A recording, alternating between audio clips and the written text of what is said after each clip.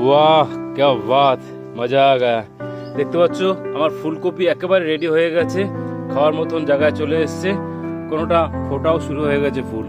নমস্কার বন্ধুরা, আমার মুখের হাসি দেখে বুঝতেই পারছো যে আমি কতটা খুশি।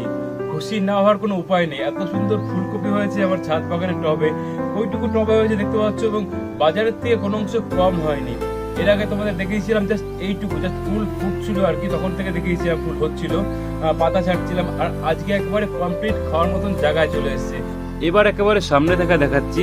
তোমরা হয়তো ভাবছো যে প্রচুর খাঁটি, এত সুন্দর ফুলকপি হয়েছে, কিন্তু না বন্ধুরা, এই বছর কিন্তু আমি একদম খাটিনি, বলতে পারো বিনা খাটনিতে এত সুন্দর রেজাল্ট পেয়েছি। শুধু একটু সিস্টেমেটিক কাজ করে গেছি, সময় সময় করে সার দিয়ে গেছি, আর কিচ্ছু না। এটা কিন্তু কোনো কঠিন কাজ নয় আর কি, খুবই সহজ কাজ। তোমরা হয়তো ভাবছো আমি দীর্ঘদিন ধরে করছি বলে খুব সহজেই বলে ফেলছি, কিন্তু না বন্ধুরা, বিশ্বাস করো এই বছর একেবারে ফাঁকিবাজি দিয়েছি গাছের ব্যাপারে।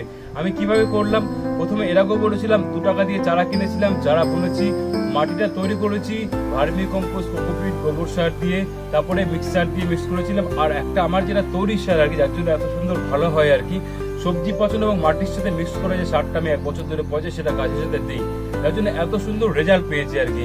আর কি করতে হবে, 4 বার সার দিয়েছি, এত সুন্দর ফুলকপি হয়েছে, 2 বার সর্ষে খোল দিয়েছি, 2 বার মিক্সার দিয়েছি, আর কোনো রাসায়নিক সার দেয়নি, সুফলাও দেয়নি এই ফুলকপি গাছে।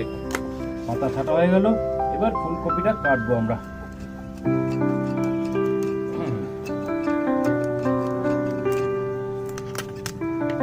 মজা হবে, দেখো বাজারের থেকে কোনো অংশে কম হয়নি, এবং এটুকু বলতে পারি এর টেস্ট খুব সুন্দর হবে। বাজারের ফুলকপি সাধারণত গলে কম আর কি, একটু শক্ত থাকে, কিন্তু এগুলো খুব সুন্দরভাবে গলে যায় এবং খুব টেস্টি হয়। দেখো এবার দেখো একবার হাতে নিয়ে দেখাচ্ছি, ফুল ফোটা কিন্তু শুরু হয়ে গেছে। এখনো যদি না খেতাম এরপর আর টেস্ট পাওয়া যেত না। এগুলো এখনো ফুল ফোটা শুরু হয়নি, এবার এগুলোও কাটবো, সঙ্গে দেখো। মায়ের খুব ইচ্ছে ছিল যে আমি গাছ করি আর কি, তার জন্য সেটা করছি। চলো এবার এটা কেটে ফেলছি। বাহ क्या बात, চলো কাটা হয়ে গেল। এই দেখো, তো আজকে আমরা 2টো ফুলকপি কাটলাম, क्या बात, মজা आ गया। তো আজকে আমরা 2টো ফুলকপি কাটলাম আমার গাছে, আর রয়েছে 2টো, টোটাল 6টা করেছিলাম। তো কিছু নিজেরা খাই, কিছু দেই, সবাইকে দিয়ে খাই যারা আছে আশেপাশে। যাই হোক, তোমাদের যদি কোনো প্রশ্ন থাকে গাছ সংক্রান্ত অবশ্যই করবে।